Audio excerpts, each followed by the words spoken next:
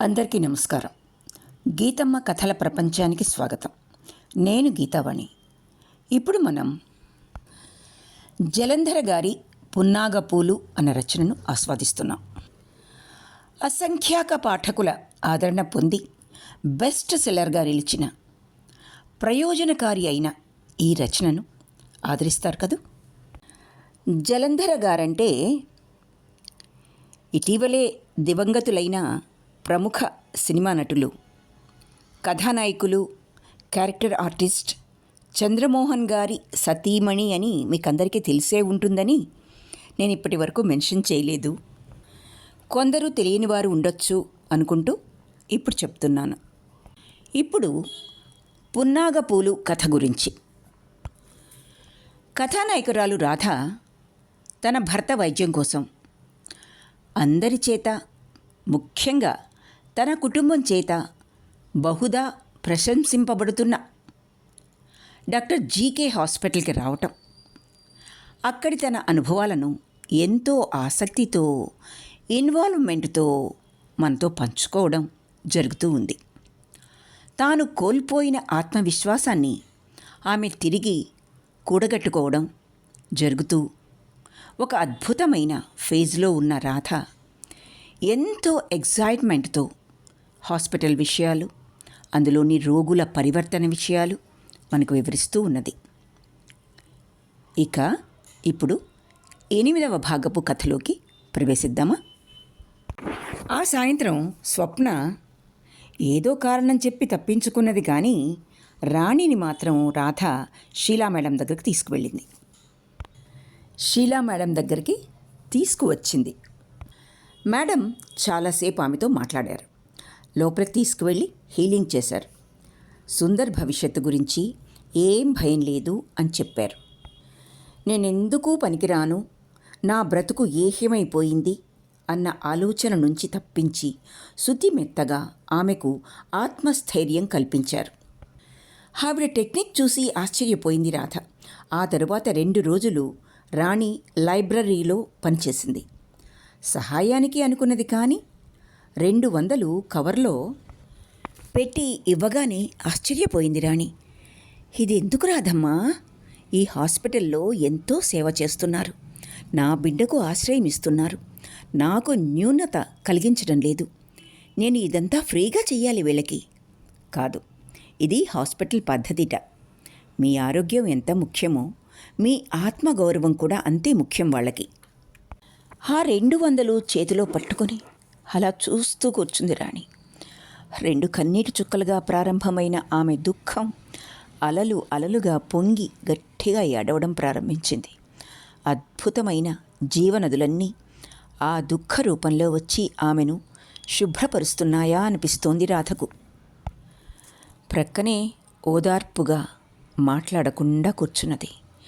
మరికొద్ది రోజుల్లోనే చచ్చిపోయే ఈ యువతి ఆ సాయం సంధ్యాకాలంలో తన జీవితపు కథల పుటలు విప్పింది. అద్భుతమైన మలుపులతో, ట్విస్టులతో జరిగిన గొప్ప జీవిత గాథ కాకపోవచ్చు ఆమెది, కానీ అది ఆమె జీవితం.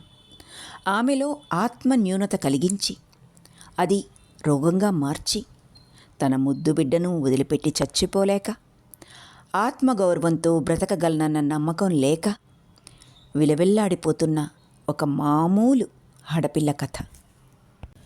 ఆంధ్రదేశంలో ఒక మారుమూల పల్లెటూరులో శ్రీరామాలయం పూజారి 5వ కూతురు రాణి. వాళ్లకు ఒక జీవిని ఈ ప్రపంచంలోకి ఆహ్వానిస్తే దాన్ని సుఖంగా పెంచడానికి ఎంత ఖర్చు అవుతుందో, ఎలా సంపాదించాలో అన్న ఆలోచన జ్ఞానం లేదు. నారు పోసినవాడే నీరు పోస్తాడు, పుత్రుడు లేకపోతే పున్నామ నరకం అన్న 2 ప్రాతిపదికలతో మూర్ఖంగా బ్రతికేయడానికి సిద్ధపడ్డ తండ్రి పుట్టిన పిల్లలకు ఏం పెట్టి ఎలా పెంచాలి అన్న ఆలోచన లేకుండానే కొడుకు కోసం ప్రయత్నాలు చేస్తూనే ఉన్నాడు. ఛీ, మళ్ళీ ఆడముండ అన్న చీత్కారంతో ఈ లోకంలోకి అడుగుపెట్టింది రాణి.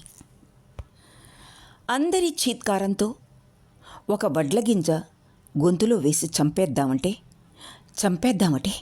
అని మంత్రసానితో మంతనాలాడిందట తల్లి. ఛా, బిడ్డ రాణిలా ఉన్నదమ్మా, అంత మాట అంటారేంటి అన్నది మంత్రసాని. పసుపు నీళ్లు చల్లడం తప్ప ఏ ముచ్చటా లేని పాపకు మంత్రసాని మాటే పేరైపోయింది. రాణి: ఎలా పెంచాలే ఇంత ఆడ సంతానాన్ని అని భోరున ఏడ్చింది తల్లి. ఆవిడకు పెద్ద జ్ఞానం లేదు, చదువుకోవాలని అనుకోలేదు. ఆవిడ జీవితంలో జరుగుతున్న ఏ విషయాన్నైనా ఎందుకు ఇలా జరుగుతోంది అన్న ప్రశ్నే లేదు. అడగాలని ఆలోచించాలని తెలియదు. తెలిసిందొక్కటే, ఆడదై పుట్టే కన్నా అడవిలో మానై పుట్టడం మేలని. ఇంతే ఆమెకు తెలిసింది. తన కష్టాలకు మరొక వారసురాలు, మళ్ళీ వారసురాలు అంటూ పుడుతూ ఉంటే భయపడిపోయింది ఆవిడ. రామాలయం పక్కన చిన్న పెంకుటింట్లో కాపురం. ఉభయం ఎవరైనా ఇస్తే కాస్త కడుపు నిండా తిండి, రుచి పచి లేని జీవితం. ముత్తైదువుగా పిలిచి చాటల వాయనం ఇచ్చి, కృష్ణానది ఒడ్డున మూసవాయనం, ముత్తైదువుగా కొంత సంపాదన, అప్పుడప్పుడు వచ్చే చీరలు. వీటితో పిల్లలకు ఏమని కొంటుంది? ఉన్నవే చించి వాళ్లకు బట్టలు కుట్టేది. శుభ్రం అంటే ఆ ఇంట్లో అర్థం తెలియదు. ఆచారమని, మడి అని రాముడి నైవేద్యానికి మాత్రం హడావుడి చేసేవాడు తండ్రి. బూజులు వేళ్లాడే ఇల్లు, పాత గిన్నెలు, చాపలు, బొంతలు, పెరట్లో పండే దోసకాయ, సొరకాయ, తోటకూర లాంటివి ఆహారం.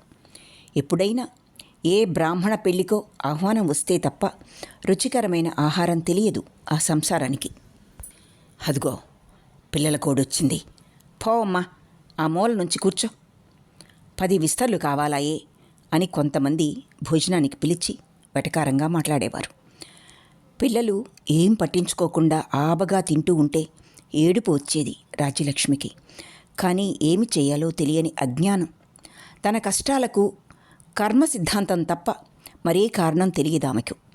అజ్ఞానం అనేది ఒకటి ఉంటుంది, అది మిమ్మల్ని మాయలా ఆవరించింది. అందులో నుంచి బయటపడండి, బుద్ధి అనే దాన్ని పదును పెట్టండి. ఇట్లాంటి విషయాలు 3 తరాల ముందు నుంచే తెలియదు ఆమెకు. ఆమె పినతండ్రి పురాణాలు చెప్పేవాడు. అందులో ఒక్క ముక్క అర్థమయ్యేది కాదు రాజ్యలక్ష్మికి. ఆ ఇంట్లో 4 పాత విగ్రహాలు నల్లబడిపోయి ఈశాన్యం మూల బిక్క చచ్చిపోయి ఉండేవి. అవేవో తమను రక్షిస్తాయన్న నమ్మకం అస్సలు లేదామెకు. సర్వేశ్వరుడి గురించి పినతండ్రి చెప్తే అదేం పదార్థమో అర్థం కాలేదు ఆమెకు. ఇంకా గుడిలో రాముడు, సీతమ్మ వాళ్ళు సంకల్పాలు చెప్పి కొబ్బరికాయలు కొట్టేవాళ్ళని చూస్తారు కానీ అక్కడ దొరికే కొబ్బరి చిప్పలకు, మిగతా నూనెకు, చిల్లర డబ్బులకు ఆశపడే వాళ్ళని కరుణిస్తాడన్న నమ్మకం ఆమెకు లేదు.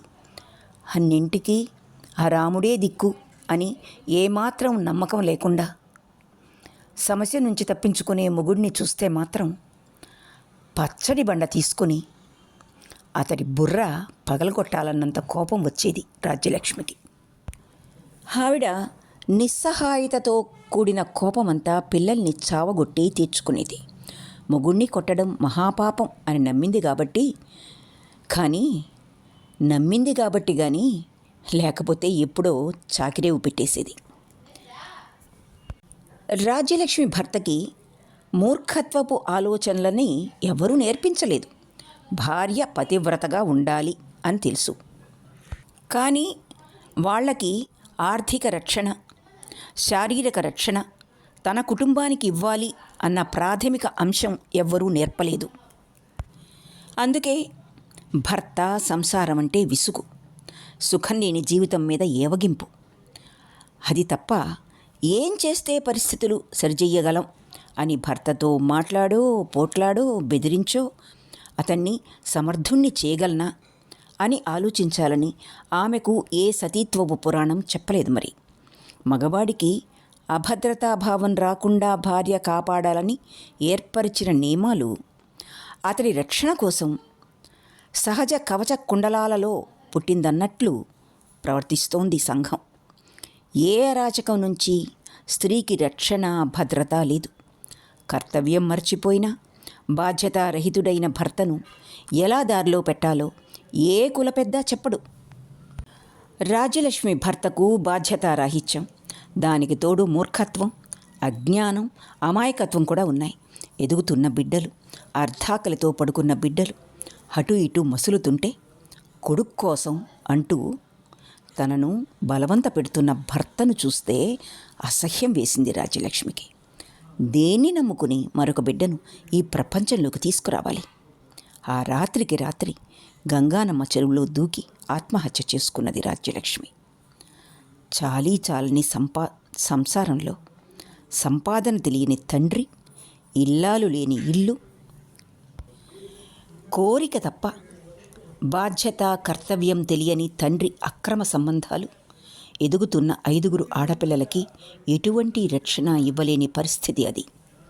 మేము ఏం పాపం చేశామో అనుకునే ముందు ఇటువంటి అనాథల్ని కనిపడేసే మనుషుల్ని చట్టప్రకారము సంఘం కట్టుబాటుతోనూ ఆపి తీరాలి.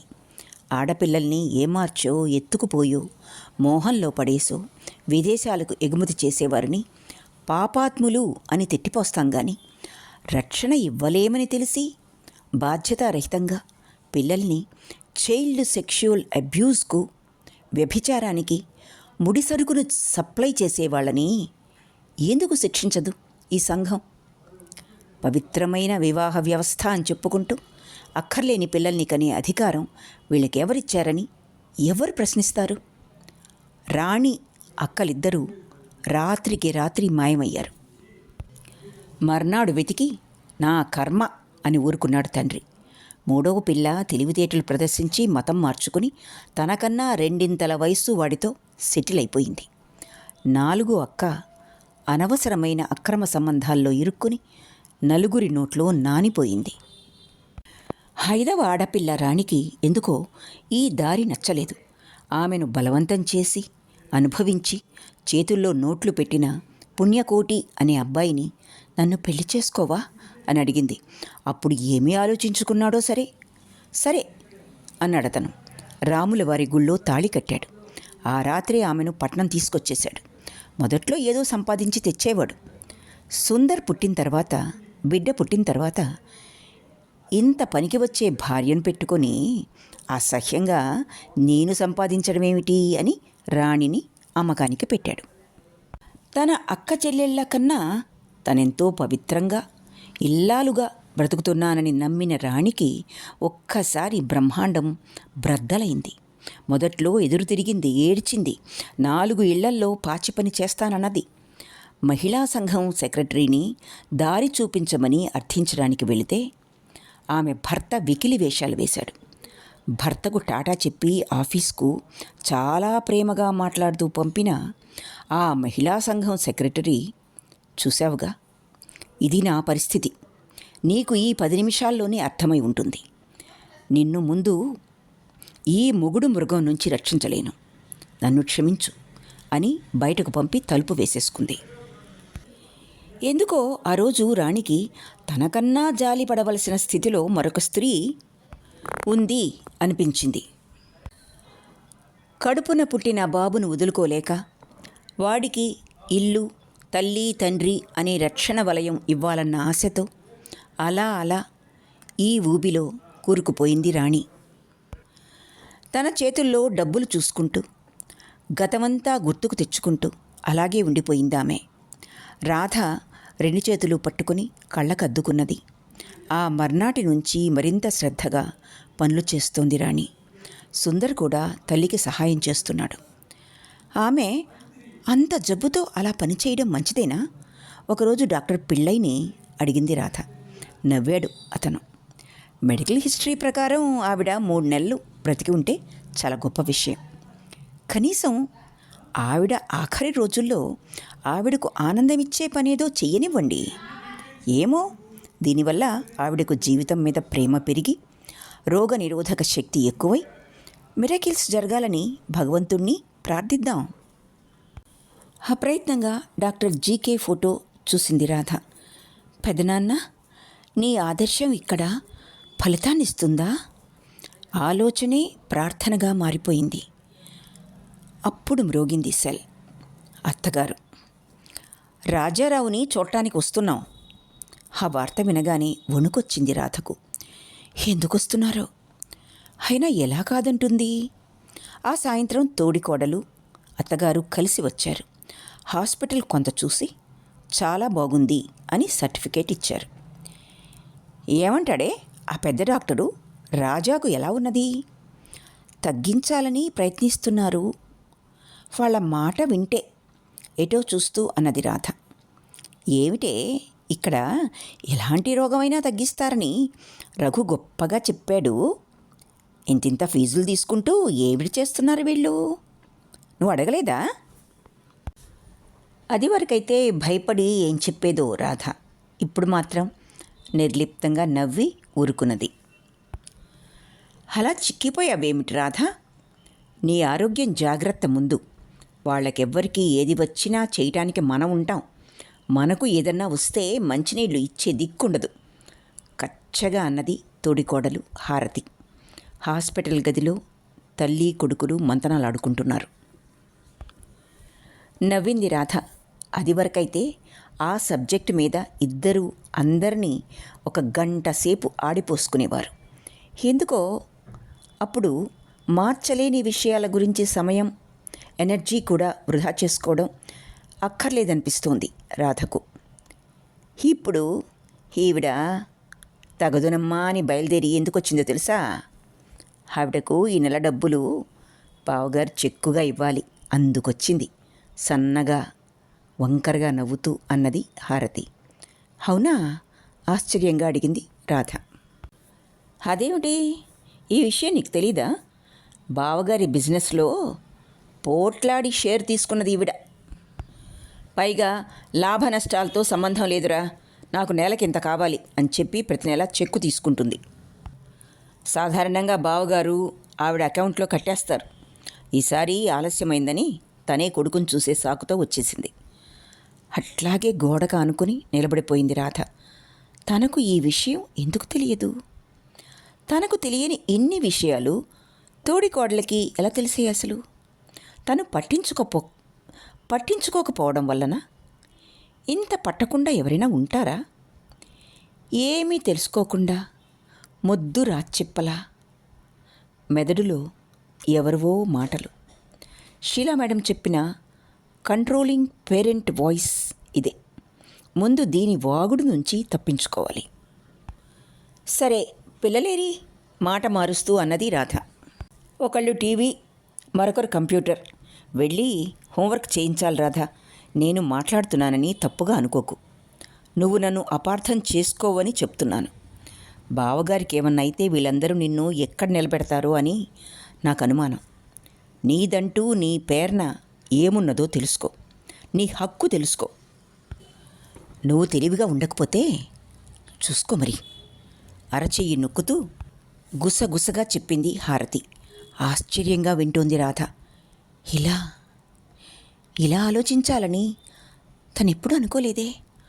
Oh my God! అప్పుడు ఒక భయంకరమైన ఆలోచన వచ్చింది రాధకు. ఆయనకు సెకండ్ సెటప్ ఉన్నది తెలుసా? అంటే ఎట్లా ఉంటుంది హారతి ముఖం? ఏమో, అది కూడా వీళ్ళందరికీ తెలుసేమో. ఏమీ పట్టించుకోని తను ఈ స్థితిలో ఉన్నది కానీ వీళ్ళంతా చాలా తెలివిగానే ఉన్నారు. గేటు దాకా వెళ్ళి కారెక్కించి అత్తగారు చెప్పే జాగ్రత్తలు విని ఏమైపోతాడో నా బిడ్డ అంటే పర్వాలేదులేండి అని ఓదార్చి తన గదికి వచ్చింది రాధ. సిగరెట్ తాగుతున్నాడు రాజారావు. ఎక్కడిది ఇతనికి? తెప్పించుకున్నాడా? రాజారావు లాంటి వాళ్ళకి ఎవరైనా కంట్రోల్ పెడితే మహామంట. అది వాళ్ళ మంచి కోరైనా సరే. అతడు ఎవరైనా నిజాయితీగా ఉంటారు అంటే నమ్మలేడు. వాళ్లను వస్తువులిచ్చో డబ్బులు ఎరవేసో లొంగ తీసుకుంటాడు. చూసావా, నేను చెప్పానా, నిజాయితీ కబుర్లు నా దగ్గర చెప్పొద్దను అని తొడచరిచే దుర్యోధనుడిలా ప్రవర్తిస్తాడు. అతనికి అది ఒక రాక్షసానందం. ఎవరో హాస్పిటల్లో కొత్తగా చేరిన బాయ్ని డబ్బులిచ్చి ప్రలోభపరిచి ఉంటాడు. ఇట్లాంటి విషయాలు ఎలాగూ మేనేజ్మెంట్కు తెలుస్తాయి. వాడి ఉద్యోగం ఊడుతుంది. ఈ ప్యూన్ కక్కుర్తికి శిక్ష ఉంది కానీ ఇలా వాళ్ళని ప్రలోభపరిచేవారిని ఎవ్వరూ ఏమీ అనలేరు చేయలేరు మరి. నిట్టూర్చింది రాధ. సిగరెట్ ఎక్కడిది అని చూస్తున్నావా? వెటకారంగా అడిగాడు రాజారావు. రాధ మాట్లాడలేదు. మా అమ్మ తెచ్చిచ్చింది. అమ్మ బయలుదేరుతోందని తెలిసి ఫోన్ చేశాను. ఏమన్నా చేసి పెట్టినా రాజా అని అడిగింది. ఏమీ వద్దు కానీ సిగరెట్ తాగి చాలా రోజులైంది, తెచ్చిపెట్టు అన్నాను. నా నాయనే, నోరు తెరిచి అడిగావు కదా అని తెచ్చి ఇచ్చింది. నన్ను చూసి కళ్ళంబడి నీళ్లు పెట్టుకుంది పాపం. డెత్ విష్ తీర్చాలనుకున్నదేమో. అతని వంకే సూటిగా చూస్తూ వింటోంది రాధ. కొంచెం షాక్ తిన్నా ఏదీ ఆశ్చర్యంగా లేదు ఆమెకి మధ్య. ఏదో పెద్ద జగన్నాటకంలో ఎవరి పాత్రలు వాళ్ళు చాలా చక్కగా పోషిస్తున్నారు. ఎటొచ్చి స్క్రిప్ట్ తెలియని వ్యక్తి, చదవని వ్యక్తి, కథ అర్థం కాని వ్యక్తి తను ఒక్కతే. డాక్టర్లకో నర్సులకో ఈ విషయం తెలిసి ఎక్కడిది సిగరెట్ అని నిలదీస్తే ఏమిటి చెప్తుంది తను? పవిత్రమైన పుత్రప్రేమ చంపుకోలేని మాతృమూర్తి లంగ్ ఇన్ఫెక్షన్తో బాధపడుతున్న కొడుక్కి కానుకగా తెచ్చి ఇచ్చింది అని చెప్పాలా? దేన్ని ఆపలేని తను వాళ్ళందరి కళ్ళకు ఎలా కనబడుతూ ఉంది? వాళ్ళందరి గురించి ఆలోచించి ఆలోచించి చాలా ఏళ్ళు తప్పించుకుని తిరిగావు. నీ సంగతి చెప్పు. నీ దృష్టిలో నువ్వేమిటి అసలు? తన మనసు తనని ప్రశ్నిస్తోంది. మా అమ్మ ఒక ప్రపోజల్తో వచ్చింది. పడుకుని ముంజేయి కంటి మీద పెట్టుకొని మాట్లాడుతున్నాడు రాజారావు. ఏమిటి? మెల్లిగా అడిగింది. నీకెలాగూ పిల్లలు లేరు, నీ షేరు చెల్లెళ్ళిద్దరికీ రాసి రాధకు నెలకింత అని ఏర్పాటు చేద్దాం అన్నది.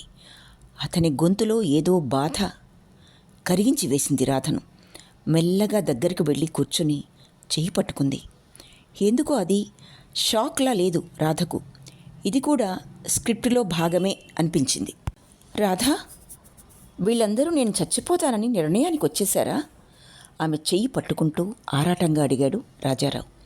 అంత మూర్ఖంగా మొండిగా మాట్లాడే అతని గొంతులో మొట్టమొదటిసారిగా దిగులు, అనుమానం, భయం వినిపించాయి రాధకు. జాలి వేసింది.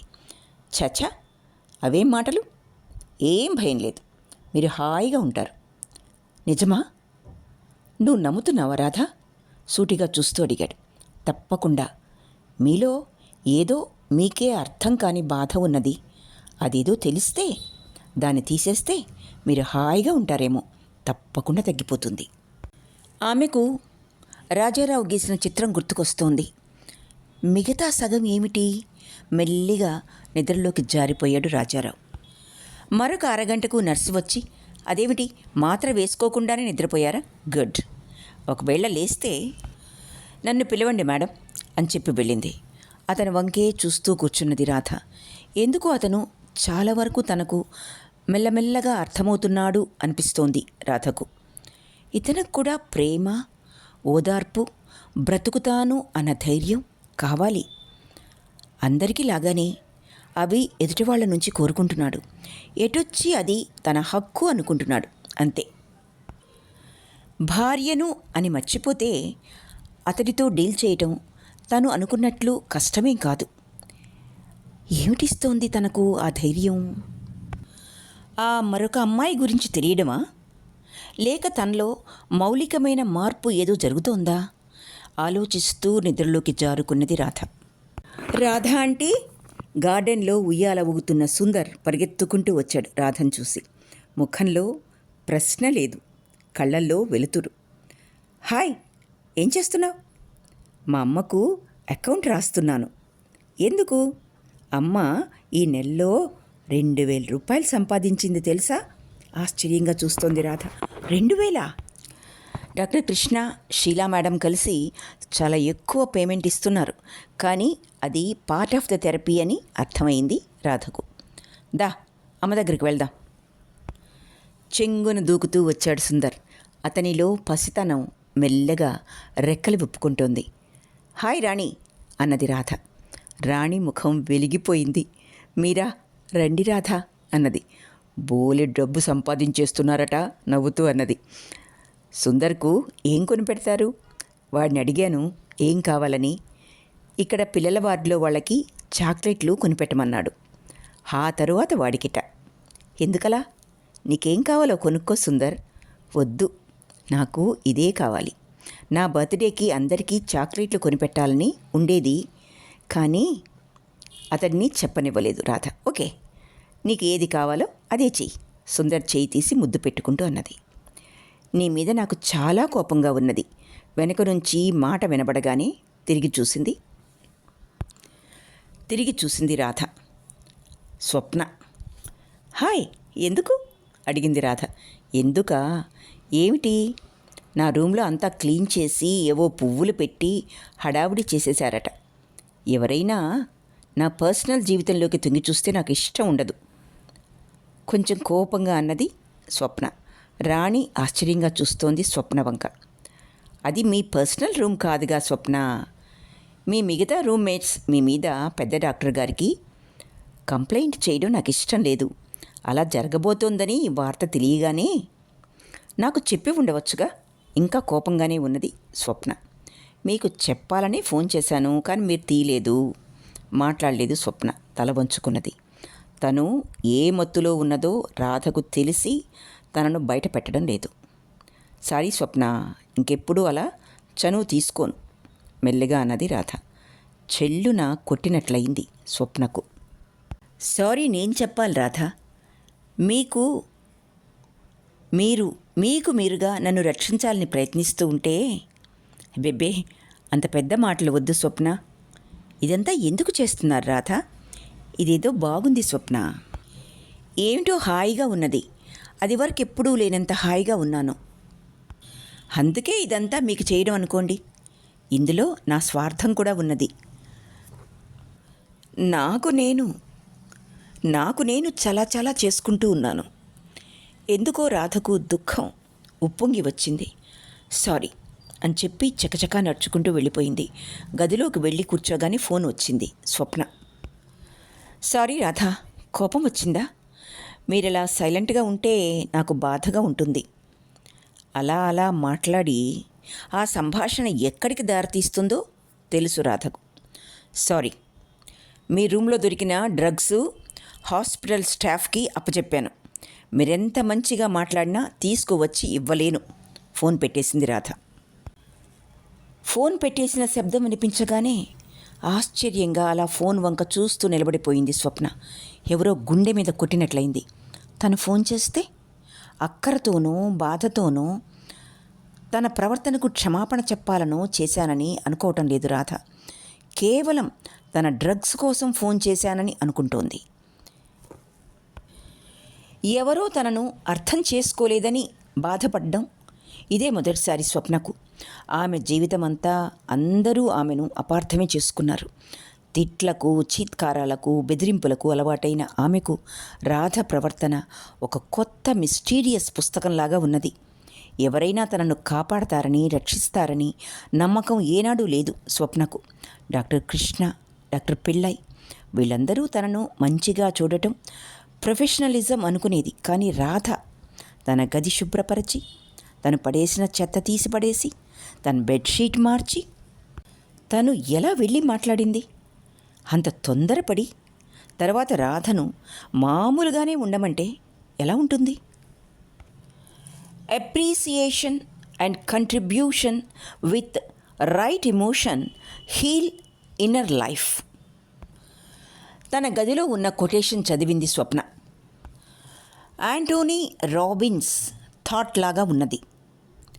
తెలిసో తెలియకో సరిగ్గా రాధ తనకు అదే ఇచ్చింది, ఇస్తోంది. కానీ దాన్ని గ్రహించుకునే, గౌరవించుకునే స్థితిలో తను ఉన్నదా? నా లోపల జరుగుతున్న ఈ అంతర్యుద్ధం ఎవ్వరికీ అర్థం కాదే. చీకటి నుంచి ఒక్కొక్క అడుగు వెనక్కు వేసుకుంటూ, చీకట్లో వెతుకుతూ, వెలుగు చీకటి చారల మధ్య తడబడుతూ అడుగులు వేస్తోంది తను. ఎవరి గైడెన్స్ అన్నా తప్పకుండా కావాలి, తప్పదు. మర్నాడు షీలా మేడం దగ్గర అపాయింట్మెంట్ తీసుకోవడానికి స్వయంగా వెళ్ళింది స్వప్న.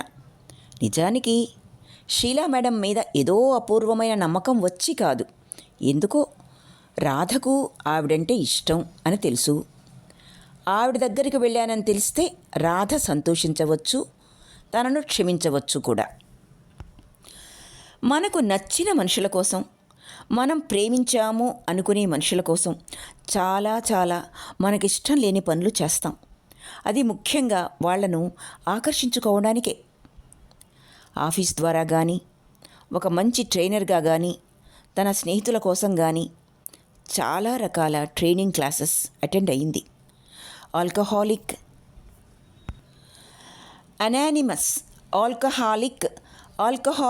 అనానిమస్ లాంటివి అటెండ్ అయినప్పుడు అనవసరంగా తాగి మనుషులు జీవితాలను ఎందుకు పాడు చేసుకుంటారా అనిపించేది. కానీ తన డ్రగ్ ఎడిక్షన్ వలన ఎంత దిగజారిపోయింది. తలుచుకుంటే ఆమెకు చాలా అసహ్యం అనిపిస్తున్నది. పోయినసారి ఈ హాస్పిటల్కి వచ్చినప్పుడు జీవితంలో డ్రగ్స్ తీసుకోను అనుకున్నది. అలాగే ఉన్నది కూడా కొద్ది రోజులు. కానీ ఇక్కడి వాతావరణం, ఈ శ్రద్ధ, ప్రేమ బయట దొరకదు.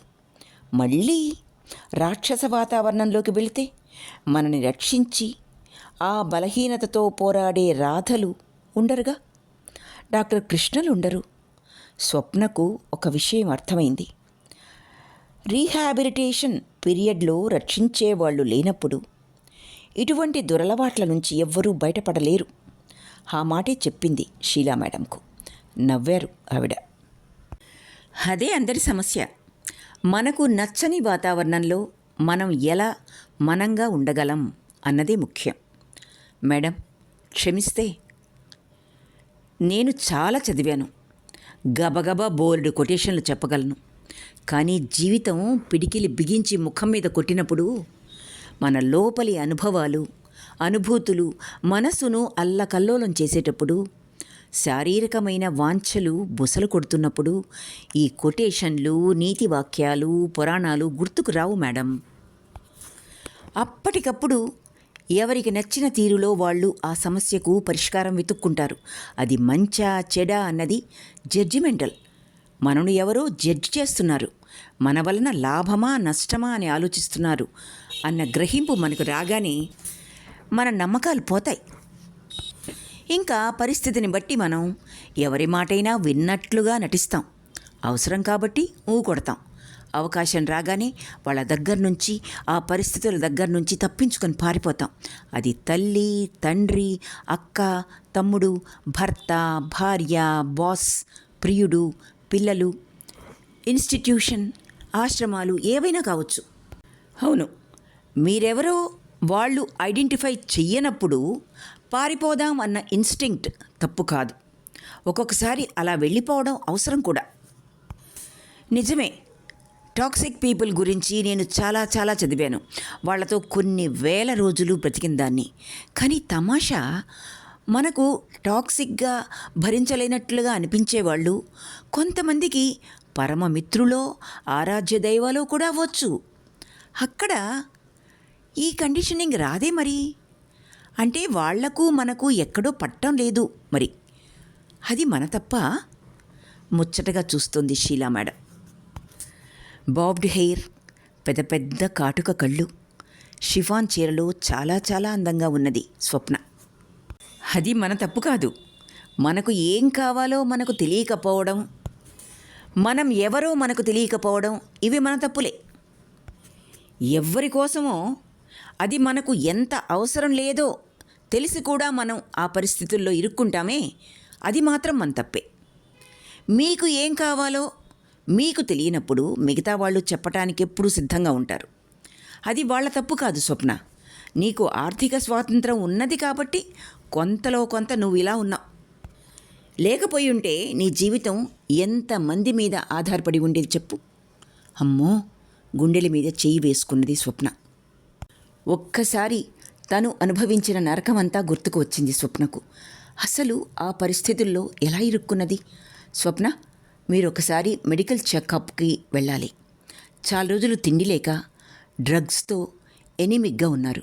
మంచి ఆహారం తినాలి, బ్రీతింగ్ ఎక్సర్సైజెస్ చెయ్యాలి, హ్యాపీగా ఉండాలి.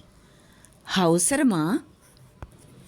కొంచెం అల్లరిగా దీనంగా చూస్తూ అడిగింది స్వప్న.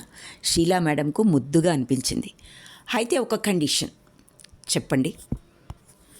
ఒక కండిషన్ కాదు, 2 కండిషన్లు. లిస్టు పెరిగిపోతోందే, చెప్పండి. మొదటిది, నేను మీ దగ్గరకు వచ్చానని, కేవలం తన కోసమే వచ్చానని రాధకు చెప్పాలి. పక్క నవ్వేసింది షీలా మేడం. ముత్యాల జల్లులా ఉన్నది. బై ది వే మేడం, మీరు చాలా బాగుంటారు. Thank you. ఇంకా 2వ కండిషన్ చెప్పండి. మీరు నన్ను మీరు అనకూడదు, నువ్వు అనాలి. అదా, చూద్దాం. అనాలనిపిస్తే అలాగే అనేస్తాను, దాందే ఉంది. రాధను మీరు అంటారా? అనరుగా? అవును, అనను. మరి నన్ను అనకూడదు. రాధ వేరు. ఎందుకనో? ఆవిడ స్పెషలా? స్పెషలే. నాకు డాక్టర్ జీకేకి రాధ అంటే తగని ముద్దు. ఏనాడో మా దగ్గరికి వచ్చేయాల్సిన పిల్ల. కర్మ చాలా రోజులు దూరం చేసింది. ఆశ్చర్యంగా చూస్తోంది స్వప్న. ఈ విషయం రాధకు తెలుసా? కొంత తెలుసు, కొంతవరకు తెలియనక్కర్లేదు. ఈ హాస్పిటల్ వైబ్రేషన్స్తో రాధ ఐడెంటిఫై అయిపోతోంది. అదే కావాలి మాకు. నేను చెప్పేయనా అల్లరి పిల్లలా అన్నది స్వప్న. తను నిరాకరణలో ఉన్నప్పుడు, తను ఒప్పుకోనప్పుడు మన జీవితంలో కొన్ని అద్భుత విషయాలు ఉన్నాయి అని చెప్పినా నమ్మలేదు స్వప్న. రాధ ఇప్పుడే తన వెలుతురు ప్రయాణం ప్రారంభించింది. చూద్దాం. అలా కూర్చుండిపోయింది స్వప్న ఆలోచిస్తూ. మేడం, నెక్స్ట్ పేషెంట్స్ లోపలికి వచ్చి చెప్పింది సెక్రటరీ. సారీ, వస్తాను మేడం. కంగారుగా లేచింది స్వప్న. రిపోర్ట్స్ తీసుకుని రండి. సారీ, రామ్మ. ఇక్కడితో జలంధర్ గారి పున్నాగ పూలు 8వ భాగం పూర్తి అయింది. ఆలకించినందుకు ధన్యవాదాలు.